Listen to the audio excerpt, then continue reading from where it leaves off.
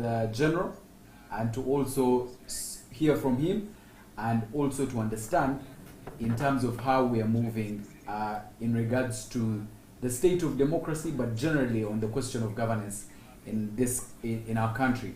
So, General, thank you very much for sparing time, and good evening. Please say hello to our viewers and listeners this evening. Good evening, dear viewers, and those who are listening on X Space. Thank you for hosting me again.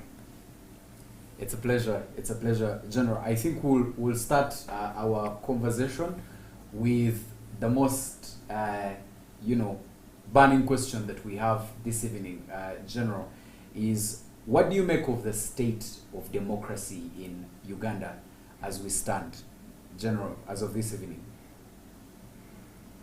Well, going by what we've seen 1 month or so of the internal electoral processes of the ruling party, it clearly is a reflection, I think, of the state of democracy in the country, because the ruling party is the one managing the affairs of state. They are the ones who ordinarily are supposed to be overseeing the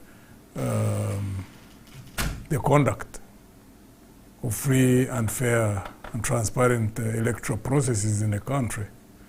When you look at the party, in its internal electoral processes completely devoid of democratic practices, it can only be a reflection of what happens when it comes to the general elections themselves.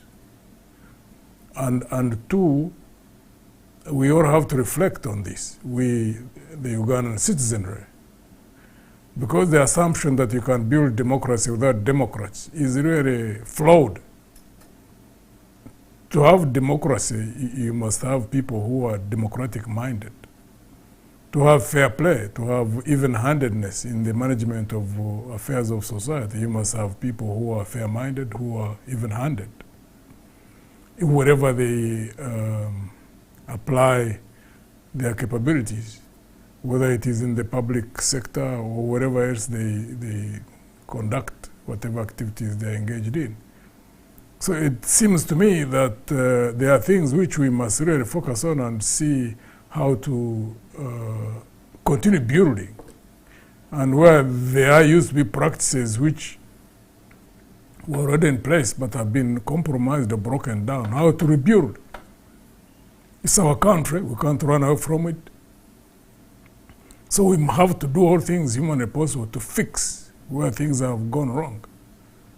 The internal electoral process of NRM is not the first time. The only new thing is that it is getting worse and worse. As naturally happens, it's a progression. Normally when parties which are in power, which don't have internal organizational cultures of transparency or democracy, basically good management practices, the tendency is that it grows and continues getting worse and worse until a point when they are either voted out of power, when there are such possibilities, or when they implode. Because there are those which are not voted out of power, but they implode. We have seen that happen in many countries. As to ours, I think we have reached crisis point. I see those who are jubilating that it's a transition, that between, I saw someone who was saying, I think on X Space, someone saying, oh, there are only 2 survivors of the old guard. Now this is a transition, but a transition to where? Because you see, even if they are new actors, if their mindsets, because they are all involved in these processes, they may be new in terms of occupying new offices, but what is the mindset? What are the motivations? What are they capable or incapable of doing? If the mindset is similar to those who have gone out, there won't be any. There won't be. The only transition is physical, but in terms of practices, it will just remain the same thing. We have seen that happen in many countries. So people should not get excited by things like that without doing deeper analysis. The trend is the same. Because the top is still the same, because when they said there are only two people who are from the old SEC or NEC or whatever it is, the architect of the problems which are faced by the party is still there.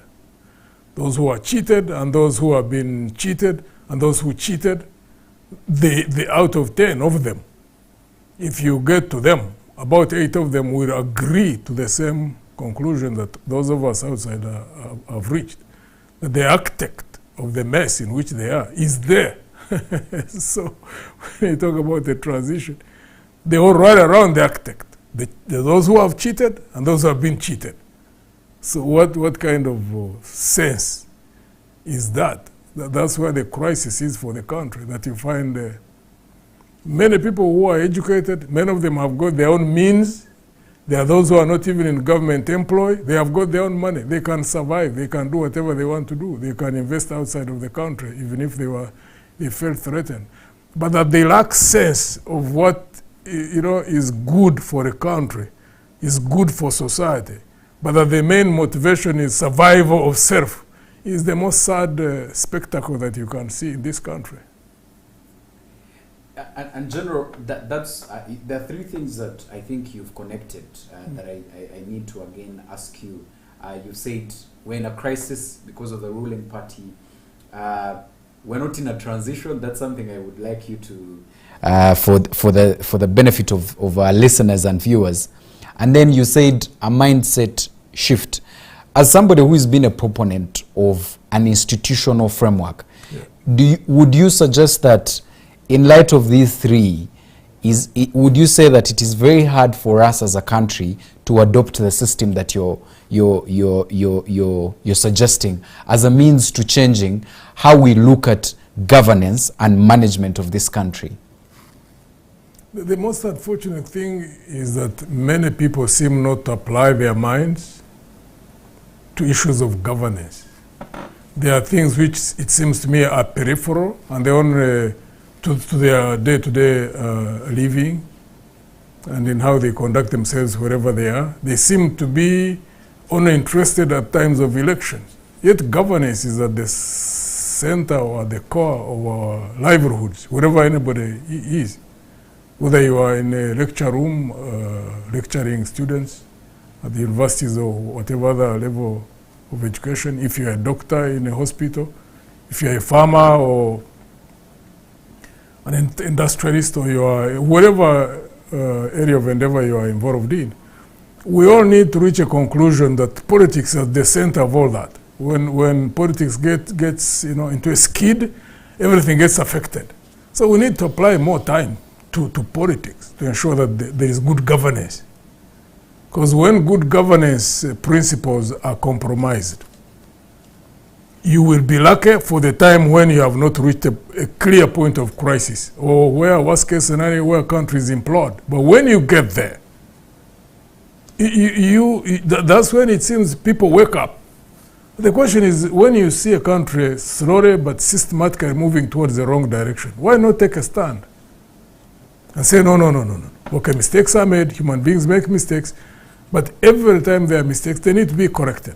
But if the trend is that the mistake after mistake, mistake after mistake, errors of judgment, and also deliberate conscious actions to the ends of self-enrichment, to the detriment of the good of society, that's why one would expect that whether people are in power or outside power, that there are those who care about long-term, medium, long-term existence and doing things, applying their own God-given capabilities to advance themselves as individuals.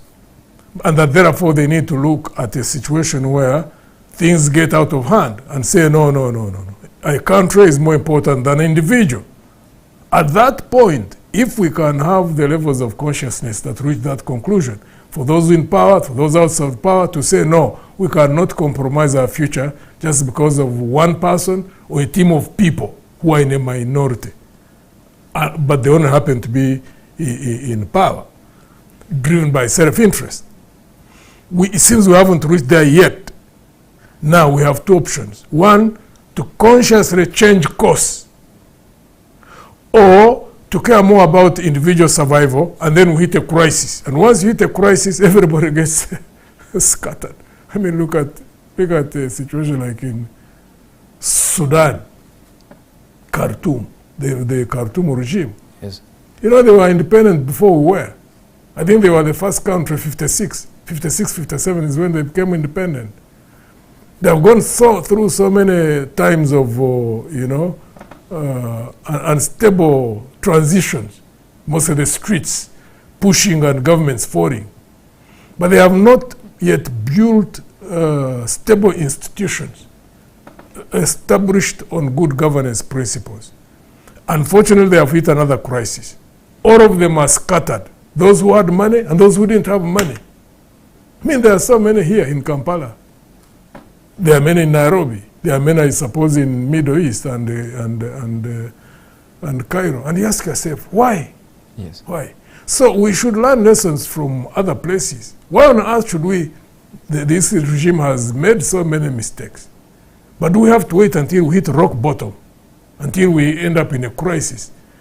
Or are some of the things that happen, like the internal electoral process, a wake-up call and say, no, we can't wait until we hit a crisis. We must carry out corrective actions so that even when there is a change by whoever or whichever group manages power, that they build on what they have found a stable country, corrective actions, correct mistakes, and then build anew in the direction that we all desire. And General, right there about the corrective actions, and this is where we've just recently finished the SEC elections that happened. Yes. And you saw how people are saying the high commercialization and monetization. And General, it's right there where you also coined that with a sense of survival, that people are now, it's, how do I benefit? General, how do we as a country move beyond just when receiving a pocket tokenism that we saw at Kololo happening, moreover at the SEC level? How do we move past that and prepare the young people actually who are part of this conversation and a part of this governance question? How do we prepare as a country to ensure that this that has deeply entrenched does not continuously erode us from the direction of the democratic institutions that you speak of? You see, there's contention between two ideological inclinations. And you'll find it in every society. It's not only unique to us. And the nature of politics in a country is a reflection of where that society is at that point in time. It will show you which group is the dominant force managing politics or driving politics. And naturally, there are two kinds of human beings. There are those who look at the whole as more important than the part, because we are simply part of a whole. Whole being, either you are in a clan, or you are in an ethnic group, or you are part of a religious group, or you are part of a country, as we are. So the dominant force of people who say, okay, let's take care of the whole, build the whole, ensure that the whole is stable, the whole has an internal environment in which people are able to have equal opportunities, be equal before the law, have justice, there is fairness, there is even handedness in the management of power, there is transparency in the management of national resources. People who know that when you grow the whole, then the part benefits because you are linked to the whole. There are those people who think like that. Yeah. When they are the dominant force, society will, keep developing. They will meet challenges, but they will resolve them. It is very easy for people to relate easily in social terms, economic terms, political terms, cultural terms, even when there are differences. But then, at any point where you find the dominance in society is people who are driven by a mindset of myself first, self above everything else. Yes. not country above self, Yes. or clan above self, Yes. or basically society above self. Yes.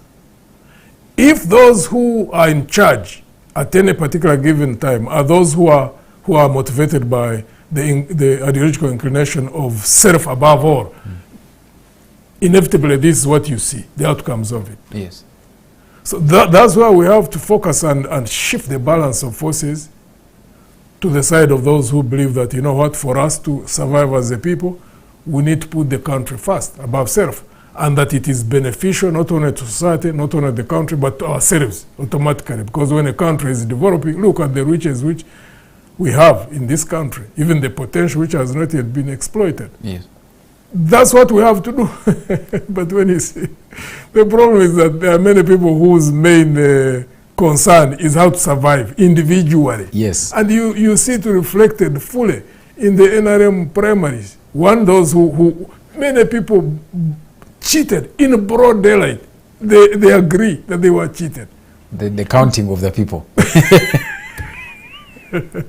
Right from the primaries at local government, Yes. at members of parliament, at even in the internal party processes. That's what they have. That's what they give us.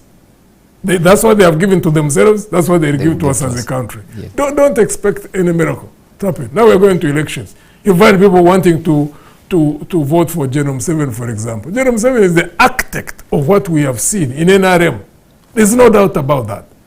People who have not reached that conclusion have a problem with their thinking processes. He's the architect of that problem. He's incapable of building institutions because his management style is a micromanager.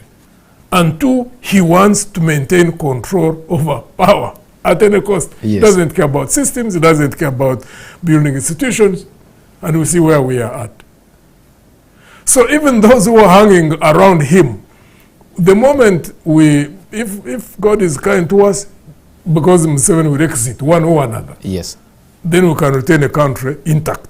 And then those who go in after him will have the burden of having to sort out all this mess. Most of the mindset, which was exhibited in that election in Kororo, but also the ones down. I mean, you meet people where there was open robbery. Fortunately, which is, I think, again, for us, the observers, it was by line. It wasn't even the secret ballot. So it completely exposed the nakedness of the ruling party. Yeah. They're absolutely naked. Yeah, and I think So are they, is it like the other, is it a fable, whatever it is called, of the emperor and the young kid? The emperor who was naked. And then the courtiers were telling the emperor, they were fearing, telling the emperor that, but you are naked. But you're naked. No, they were praising him and say, you look the most magnificent. Until a young kid said, but the emperor is naked. Is that what they are waiting for or what? Interesting. General, maybe and in case you've just joined us, this conversation is live on our Facebook, it's live on our YouTube, and we're also live on our X handle, and you can please be sure to drop your question and the comment. We'll be dropping it to General. General, recently, and I just had to ask you this because, again, it touches. I see some questions that are coming in, especially people asking if you will be able to run for presidency. Recently at a funeral, you spoke about apathy and fear. Yeah. You've, right this evening, told us that we're not in a transition, we're in a crisis. That's how you've marked it. How do we deal with apathy? Because it's a reckoning threat. In terms of fear of the future of this country, there are people who are saying in 2026, please be in your village, vote, because there's likely of a crisis. Then there are people who have said we don't need to partake. It's the same thing. It's the routine of what we've seen for the last about 10 or 15 years. How do we deal with apathy and fear, especially when we have a very important democratic element like an election coming up in 2026? First, we need to understand fear and demystify fear, first and foremost, through conversations, open conversations, because I am not so sure why people are so fearful about politics and governance. But when you do analysis, there are more people who are dying because of other causes than those who are dying in politics. Someone just, a while back, just told me, I don't know whether that statistic is correct, that we lose 14 people per day in accidents. A while back, I don't know whether there's been any improvement. We used to, the statistic I recall was a couple of years ago, where we were losing about, I think, 19 women during childbirth every day. Yes. That's more than people who die because of politics. So are people going to stop moving in vehicles because they are dying? Are women going to stop giving childbirth because they die during childbirth? No, they continue. Yes. And yet politics is at the core of resolving actually those deaths. Yes. Because if you have got a sane government and it works on road infrastructure and it has got zero tolerance to bad driving, and they have got a police force which enforces it in a disciplined, systematic, methodical way, yes, you can reduce those 14 deaths to the most minimum per day. I mean, per day. You can actually reduce it even possibly 2 yes, or none. There are countries where you don't find accidents. yes, The accidents are because of mismanagement, and it is rooted in politics. The dying of women in childbirth can be radically reduced to the lowest levels. I don't know, like the developed countries, some of them who have got the best, maybe you may find they are 1 or 2, or even less than 1%. I mean, less than one person, well, it can't be less than one person. It Yes. could be 1 or 2 or 3, I don't know. Again, that's rooted in politics, because when there's good governance, there'll be good health services. yes, But the point is, everything in life is a risk. Every day you get out of your house and you go to town or whatever you are going to do, it is risky. You Yes. can die, yes, but you continue doing your things. So why do people pull back from politics and they fear to die? And yet we are going to die anyway. Why not say, I must concentrate on ensuring, okay, I may not go into something that people fear most, like going on the streets or maybe going and becoming an activist or something like that. Yes. There are people who are wired to do that. They'll continue doing that. Whether there is death or no death, those will continue. yes, But if you are not wired that way, then you can influence things from, a distance. Put money into behind a candidate. Put money into a party. Send social media yes, clips, Yes. which can influence thinking to shift the direction of things in a country. They're not going to go arresting 1-2 million people who keep on sending those messages. They are not going to do that. yes, So people should operate within their comfort zones, but not become totally fearful to a point that what they feared actually will happen anyway. Because when you don't resolve these issues, eventually there's an implosion. Because let me say, like in Sudan, you think they are wherever they are. Many have run out of the country. yes, So if you fear to get involved in doing things in a manner to prevent what could happen when you don't act, what you fear will still happen. Because when there's a total breakdown in a country, as we have seen some failed states, I mean, like Somalia, for 30 years they've been trying to fix it, but it's not fixed because people fear to resolve their problems early enough. yeah, That's what we need to be involved in. Nobody should be fearful in engaging in things which can secure our future. To be fearful, and yet through fear, you fail to prevent what will happen to you down the road, which you are fearful over now. It doesn't make sense to me. I could understand a peasant. What I can't understand in anybody who is educated, who can't understand that. That if you don't participate now in shaping governance questions so that we never fall into a crisis, yes, if you don't act now, and then we actually, through your non-participation, things are run down to a point where there is a crisis, and then it impacts on you. It will show that you basically don't understand. That you went to school, but you didn't understand a number of things which happen, day-to-day things, logical things. Nothing changes by itself. People have to act. We have to be involved. Absolutely. Wonderful. And in case you just joined us, that's General Mugisha Muntu speaking to us this evening.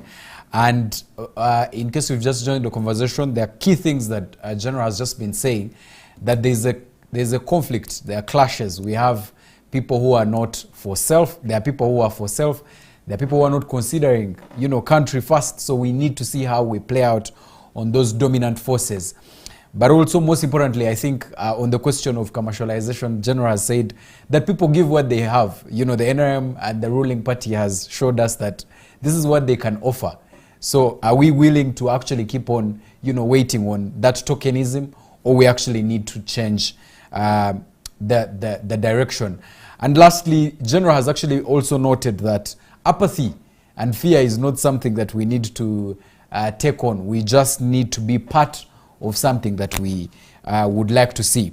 General, I'd like now to get into the questions that are coming in from X.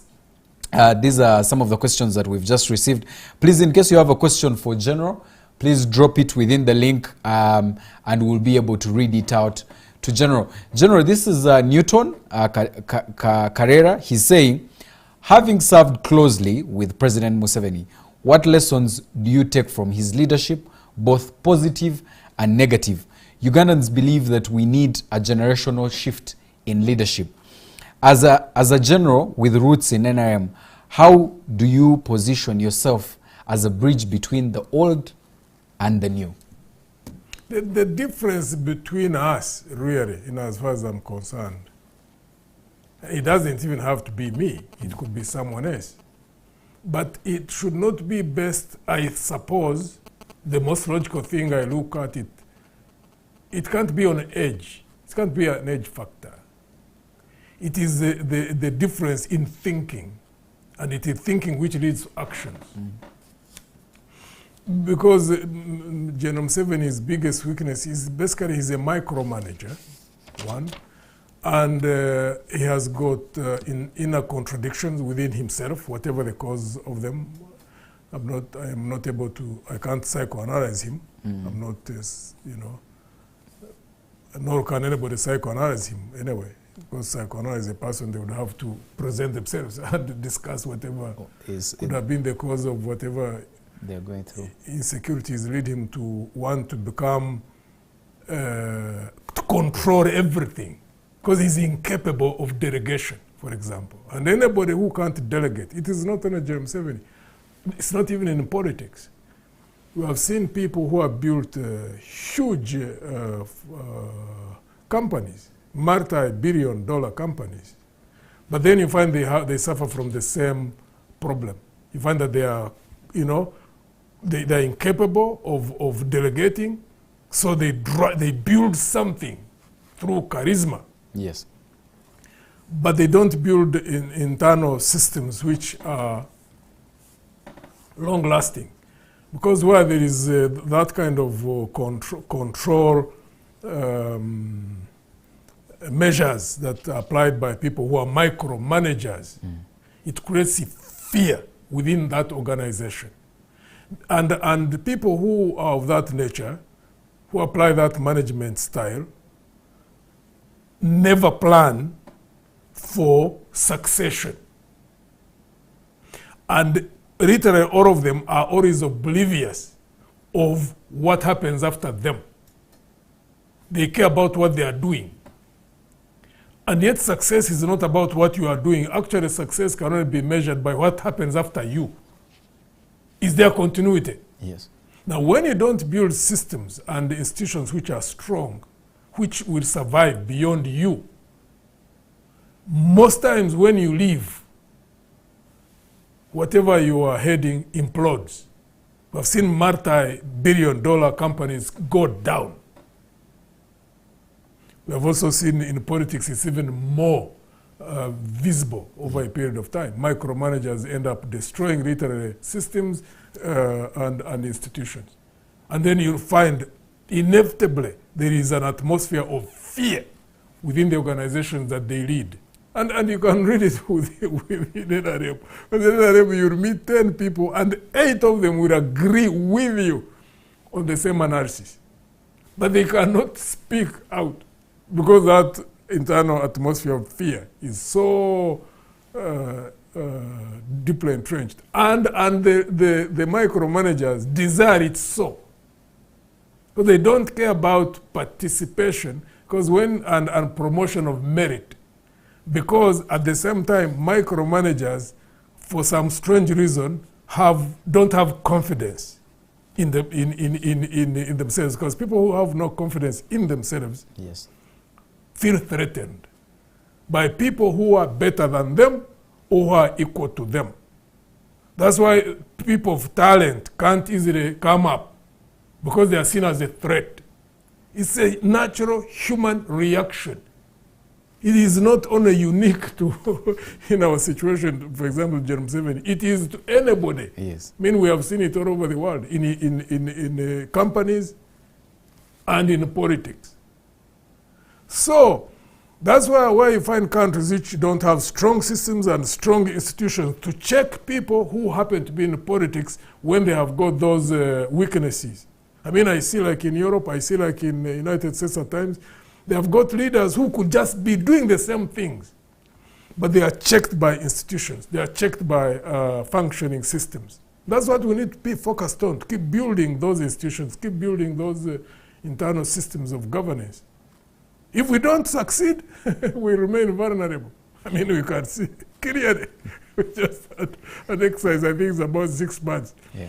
Ordinarily, in any society where the levels of consciousness are high and the people are in charge of their own political environment, systems, this government will just be out now. Interesting. We'll get into the question by Amon. Amon is saying, General, we have seen a lot of money in politics bombarding our democracy. So therefore the transition must be people who will replace this system and be able to fix or establish a foundation on the basis of which there can be better governance. Yes. What is their thinking? What drives them? What motivates them? What are their skills in management of societal affairs? That's the question. If there are people who have a different way of doing things, different thinking, there are people who care about building institutions, there are people who care about building functioning systems, there are people who care about equality before the law, equal opportunities. Yes, they can fix the problems. But if there are people whose thinking is similar, those who are there, it doesn't matter. Gender doesn't matter, their height or weight or color or ethnic background or religious background or age, that doesn't matter. What we if put the in, thinking is similar, they will do the same thing. they will do the same thing. Yes, we have seen that happen for the last 60-something years. So people need to wake up, because I keep hearing people digressing into some of those, because if you make a wrong diagnosis, there's no way you can apply the right treatment. It's very, very critical. Yeah. You know, I see some of the young people getting lost in those. You see them offering solutions, and you can see that they are not paying attention. The difference is not anywhere else. It is not on gender. It is not on ethnicity. It is not on religion. It is not on height. It is not on weight. It is not on color. It is not in names. It is not on anything. Yeah. It is the thinking. The thinking similar, or is it different? And that's what we need to work on. Yeah. Wonderful. I just want to take one more or three questions that came in. This is from William. He's saying, is there a possibility? Is there a possibility of the opposition parties fronting one candidate? And what's your take as aunt on all the opposition parties front one candidate? Again, that's another thing that many people seem to think that that's the solution. I have never thought that that necessarily is the solution. Because in any case, even when we do not, in organizational terms, agree on one candidate, the population always rises around one anyway. Yes. But at times you need to do analysis. There are times when you find that you need one candidate. But there are also times when you may find that the dynamics of politics in a country, when you do analysis, that you may possibly even need more than one. Suppose you find that the different demographics or the bases of different leaders are attracted to those leaders at times at an emotional level, not even by logic. If the attachment, for example, is emotional, there are times when you find that even if that leader went behind another one, he or she cannot move those who are behind him emotionally. So you may lose that whole chunk. Suppose you have that kind of situation. So if you find that you have 2 or 3 leaders whose bases are better retained than all of them going behind one person, and you lose many of them. Yes. Then logically you would say, okay, let's see how we can go behind 1 or 2 or 3, even if it were 3, but coordinate effort and be seen to be united in running out a regime. And then people from whatever you are doing recognize that actually you are so closely working together, even when you are candidates yourselves, but your main focus is on the removal. But you are retaining people who are behind you, because maybe demographics or whatever other factors cause them to be behind whatever candidates are running. And then, best case scenario, one of you overwhelms the incumbent on the first round. That's the best case scenario. And then you form government together and you run the country. Worst case scenario, you don't make it if they rig you out. But when that happens, you are still together because you are so well coordinated, and therefore the vehicle under which you are coordinating survives. And then you keep persecuting the struggle until its logical conclusion when you take power. Problem here, people are so fixed on one thing and say, if we don't have one candidate, then we are not together. How on earth? Suppose you have 5 things and you agree on 4 and you don't agree on one. Yes. Why should you break down? We are so emotional. I think maybe as an African people, I have never understood why. How can you let a vehicle that you are building, you agree on 3 things or 4, and then when you don't agree on one, everything breaks down? And in any case, you find that you are rigged out of an election, and then you need each other, and then you start from scratch. It doesn't make sense to me, but many times that thinking seems to be in a minority. So I normally just keep quiet and keep doing what I think is the best thing to do in the circumstances.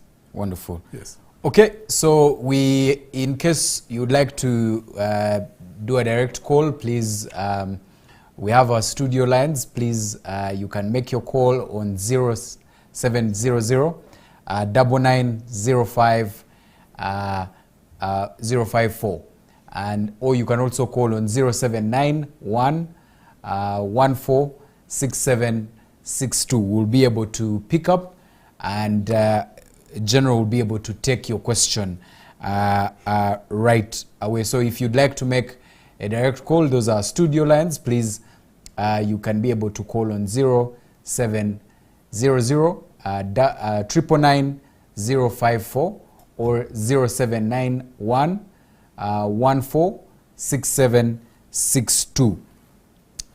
Maybe as we wait for 1 or 2 calls to come through, General, the other questions that are coming through on X is a question on are you running again for presidency, and what new are you up to now and how? This is from Lawrence. Lawrence, okay. Yes. Yeah, I've already picked forms. Our party is right now in the exercise of gathering signatures, but simultaneously we're having discussions with some partner parties. So we'll wait and see how that pans out. Okay, okay. All right. I think, Lawrence, you've been answered. Maybe for our studio lines, do we have somebody calling in? That is on 0700 999 054. You'll be able to get through to General. Will be able to ask your question. I think the other questions that I've just seen, General, again on X, what people are asking is a question that has come in from Amon, which I wanted again to ask. He said, General, we have seen a lot of money in bombarding politics. what is that Ant is planning to do to overcome this sort of problem? MPs spending billions to win an election. Just about this, General, I just wanted to give you a statistic that allegedly, I've not yet established this, but it's told in the news that the president called on youth elections and handed 500,000 to about 3,000 youth that were planning on voting. Yes. And when you make the math, that's about 1.6. This was spent in about 40 minutes, So 1.6 billion. It's our money, so it doesn't have a problem. So Amon is asking, General, we have seen lots of money bombarding democracy. And what is Ant planning to do to overcome this sort of problem? MPs spending billions to win an election. It's all upon the population. The population has to make a choice. What do they want? Do they want, instant gratification, where you get 5,000 and feel good, and then 6 months down the road, you go to hospital, you take their patient, there are no drugs, and you end up spending 100,000 for treatment of malaria? The population has to make up its mind. What do they want? Because it's not only the leaders, because the leaders, okay, they have the money, but they are spending it on people who want to be bought. Yes. But you know what is strange though, is that you find like 5 candidates and all of them spending money around the same people. So you ask yourself, so in the end, whom will they vote for? So there's a total breakdown of moral values. But there's nothing which can't be fixed in life. Because I have a feeling that there's a point when people will hit a war. Yes. Yeah, I mean, look at Buganda used to be in NRM, but they radically changed within 6 months. So what happened in Buganda and also Busoga? Jerem 7 lost Busoga at the presidential level. Yeah. So what happened in Busoga last time and in Buganda needs to be sustained. Okay. And new regions like the West, I can tell you, if the West shifts, which I really would like to believe they should shift, if there are people who look in the medium long term, they would have done this country the most needed service ever that this country desires. Wonderful. We had just got a caller coming in. Again, I'll just read our lines for those who would like to make your direct call to ask General directly your questions. That is 0700 999 that's the line you can call, or you can call on 0791 146. Yeah, we have a caller.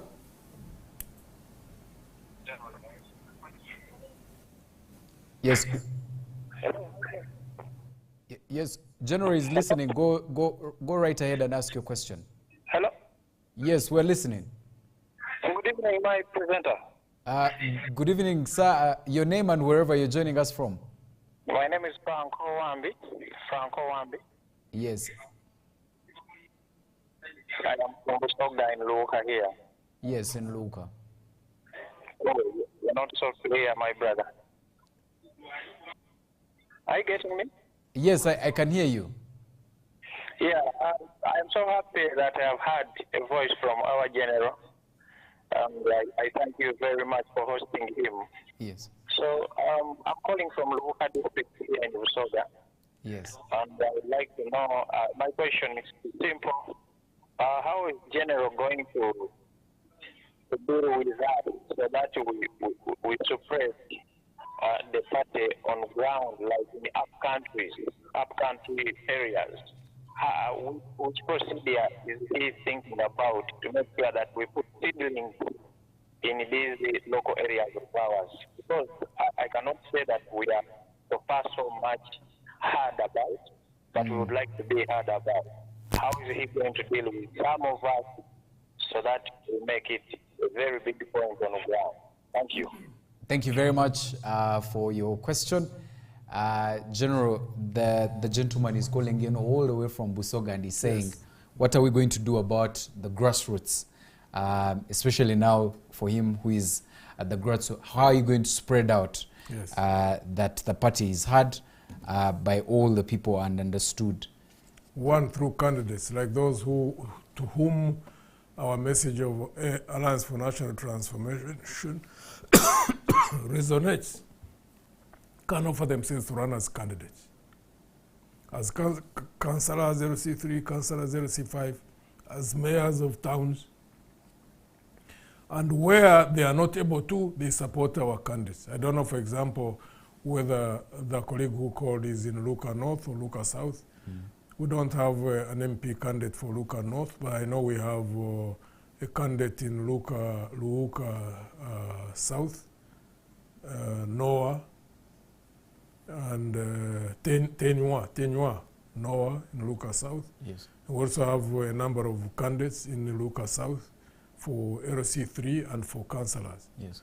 So the person who called, once we get candidates all over the country, people to whom these messages went to resonate with, they can offer themselves and run. And once they run, then they're the ones who disseminate the messages. They're the ones who are at burials, they're the ones who are in churches and mosques, they're the ones who are in wedding places, they are the ones who remain, with the population down there. There is nothing that benefits a party more than having leaders and also candidates say during an electoral process when they have got leaders down at the parish, sub-county, constituency level. Yes. Wonderful. I think we have a few minutes, but I just wanted to ask two more questions that I am just seeing on X, where I think again Newton is asking, how will your government balance security spending with investments in health, education, and agriculture? Come again? He's saying, how will your government balance security spending? I think he's looking at how will you balance spending on security, investments in health, education, and agriculture? Yeah. Those four areas actually are so critical in the sense that, one, health, education, and agriculture, basically, which means food security and also nutrition in terms of food. Those are the three areas where you need to invest heavily because the human resource is the most critical resource in the development process. So you need to have a human being who is well-educated and also skilled, who is healthy, who is well-fed. And then you create an environment where there is security so that they can apply their God-given talents either in whatever area of endeavor they're in. If they're working for government, then they participate in the efficient delivery of services. If they're involved in the private sector, farming or industry, wherever they are, that there is security in which they're able to conduct their activities, and there is a general environment in which people are at ease with each other, there is no internal conflict, and therefore, much as they are skilled and educated, much as they are healthy, much as they are well-fed, that they're also able to do things which are ordinarily required in our lives. Industry, produce processed food, work on infrastructure, energy infrastructure, water, road and rail and bridges and water travel and air travel and work on the foundations for tapping into tourism and all nature of activities that also create jobs. So, yes, the four things he's raised are the most critical because they are around the individual. And the individual is at the core of the development process. And therefore, you must invest in that individual citizen to be healthy, to be well-educated and skilled, to be well-fed, and also to be secure. So, we are together in the four areas that he did make mention. General, maybe before my last question, this is from Joseph Michael. He's saying, General, I am so passionate about your quality of leadership. Only your ideology will rebuild Uganda after the NRM begins to eat itself up and the whole system scramble. Thank you. How best are you engaging the youth, and how can we team up with you? We need mentorship as young people. Yeah. The youth can determine the future of this country because they are the majority. Like the youth who were in Kororo half of them should just abandon NRM. Because they must see that's the reflection of what NRM is. That's what they gave them. They shouldn't hang on to there any much longer. For them, they must make a decision, as we made when we were young. I was 23 years when we decided to go and fight in the bush. It was highly risky. But now, plugging out of NRM is not risky, really, for them, those who are there. Because if you have like now, if you have like 8 million youth, Yes. to say enough is enough, we are tired, we want to build a new foundation on the base of which our future can be shaped. It will determine the electoral fortunes of this country. So they must make up their minds, you know, rather than hang on to people who are promising them money, and the money which they give them, like the ones who have been given 1 million. Do you think by end of September they still have that money? So when it gets finished, what happens? What happens? What they need to ensure is that there are opportunities that they themselves can tap into by their God-given capabilities through the educational systems that they go through, so they are able to generate their own money, which they can make on their own, not go looking for 1 million, which after, I don't know whether it even takes 2 weeks. It will be. It will just be finished. And then what? And then what? Thank you very much. I will just, General, I will request you to give your final remarks as we wrap up this evening. Would like to, in a special way, thank all our listeners, the people who are joining us right on X, and then Facebook and YouTube. General, maybe your parting shots for this evening, and to everyone who's been listening to us this evening. What are your last comments, maybe your words, even as we gear up to this election season that we're already in? Thank you, Peter, for hosting me. And I'd like also to thank all the colleagues who've put aside some time to engage in this conversation, to thank those who have asked questions. And through your, through influence, the spheres that you're able to influence, whether family, whether the workplace, within your social contacts. We just saw the nakedness of the party in power in the last 6 months. There's nothing new that you will see beyond what they have exhibited. Those of you who still had any sympathies with them, more so the young people, make a conclusion. Abandon that party. Let's start afresh and start building a new foundation on the base of which we can shape a better future, in which there can be equal opportunities, in which there can be fair play, even-handedness in the management of national affairs, have equal opportunities, have justice, have an environment that would creates jobs in all sectors, in industry, in agriculture, in services. Fortunately, we have a pool of young people who are educated, to give them more opportunities, to be skilled, but also to build a firm foundation on the basis of which we can manage our resources. Just as we read in the press, we have got vast resources of gold. I understand that, almost, they talk about trillions. We have got rare earth, which has come. So if we don't have sane people managing those resources, don't think that because you hear those huge amounts of money that could accrue out of those resources, that necessarily the country will develop. We know many countries that have got even more than that, but where people are dying without health services. I don't want to mention names here, because some of them countries are close by. And we have also seen them in far-flung places. We have seen Latin America countries for 200 years which have been in a state of turmoil, yet they have resources. The human resource is the most critical factor. One, in terms of creativity and innovation, but also two, in terms of management of their own affairs. So in this particular case, the most critical factor is the human resources who are in the political management processes. Plug into there and say enough is enough, want to chart a new direction. And then this country, within a decade, can be lifted to heights beyond our human imagination. I'd like to thank you for participating in this conversation. May God richly bless you all.